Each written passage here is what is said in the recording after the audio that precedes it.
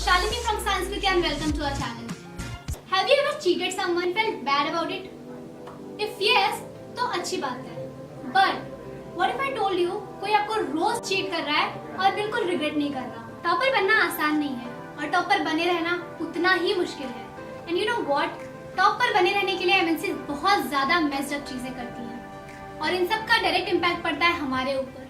Marketing business का सबसे crucial element हो सकता है और हमें ये पता है कि एड कंपनीज अपने प्रोडक्ट्स को एग्जैजरेट करते हैं और कई बार लोगों को मिसलीड भी करते हैं. अगर मैं आपसे ये कहूँ कि एडवर्टाइजमेंट कंपनीज इससे भी बुरा कुछ करते हैं तो manipulative advertisement.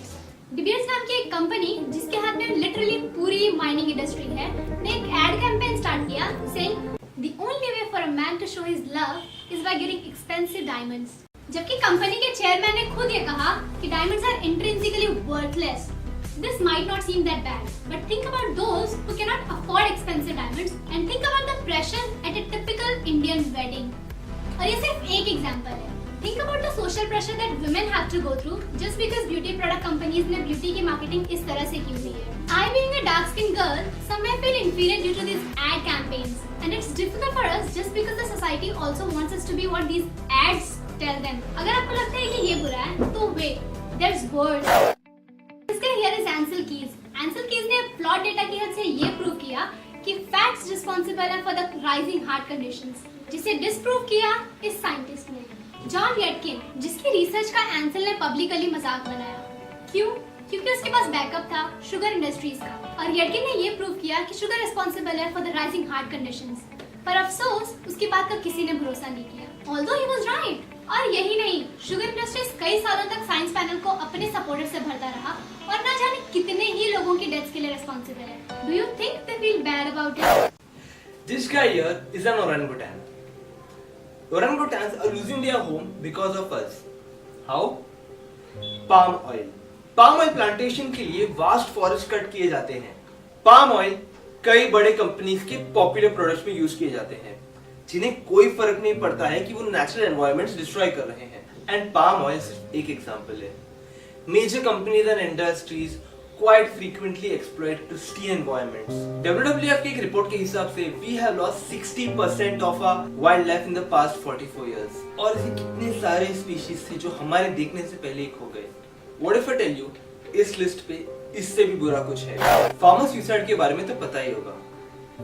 Who should be blamed for it? The government? Landlords? हमने कई सारे आर्टिकल्स पढ़े लेकिन किसी में भी उस ग्लोबल जायंट का नाम नहीं था जो शायद इस सब की जड़ है. अगर आप इसके साइंटिफिक एस्पेक्ट को स्टडी करोगे तो एक नाम सामने आता है, दैट इज मॉन्सेंटो. मॉन्सेंटो एक ग्लोबल जायंट का नाम है जो जीएम क्रॉप सीड्स बनाता है. So here's how it all began.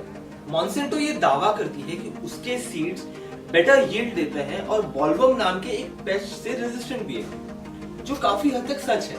लेकिन मॉन्सेंटो अपने सीड्स को पेटेंट करता है, यानी कि फार्मर्स को हर साल न्यू सीड्स खरीदने पड़ेंगे. लेकिन इंडियन लॉज के हिसाब से सीड्स को पेटेंट करना अलाउड नहीं होता है, जो कि काफी अच्छी बात है. तो मॉन्सेंटो ने क्या किया? ऐसे क्रॉप्स बनाए जिनके यील्ड के सीड्स स्प्राउट ही नहीं होंगे बिना किसी एक्टिवेटर के.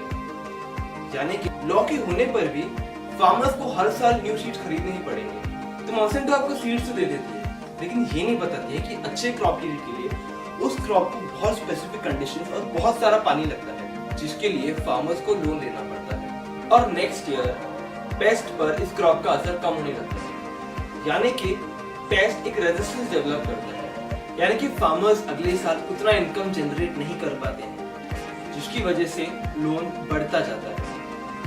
But do you think that this stops Monsanto or any other MNC? So what can we do? Can we really do anything against these huge giants? Solution है shop local.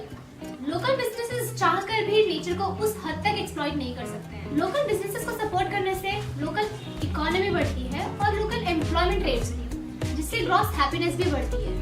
लेकिन अगर quality या availability के लिए आपको किसी MNC से purchase करना ही पड़े, it's always better to research about the product before you buy it and also ask yourself, is the purchase really worth all the exploitation?